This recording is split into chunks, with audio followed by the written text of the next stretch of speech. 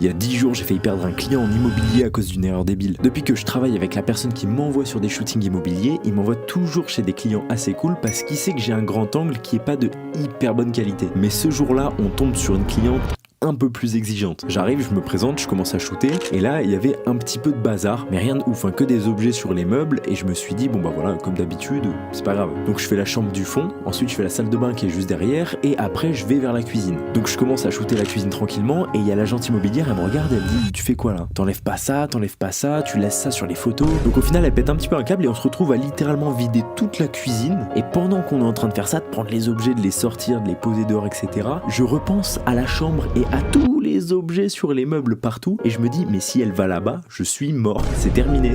Donc on a terminé de vider la cuisine, je commence à la prendre en photo et évidemment elle se dirige vers la chambre pour voir dans quel état est-ce que j'ai pris la chambre en photo. Et là je l'entends depuis la cuisine dire ah non ça va pas du tout, ah non ça va pas, ah non on va tout refaire. Et donc j'ai compris qu'on n'avait pas la même définition d'un appartement et d'une pièce prête à shooter et ça m'a appris un truc, c'est que chaque client a son niveau d'exigence et depuis ce jour je m'adapte toujours aux clients avant même de sortir l'appareil. C'était le jour 73/100 pour devenir photographe sur Paris, alors abonne-toi pour voir si on va y arriver.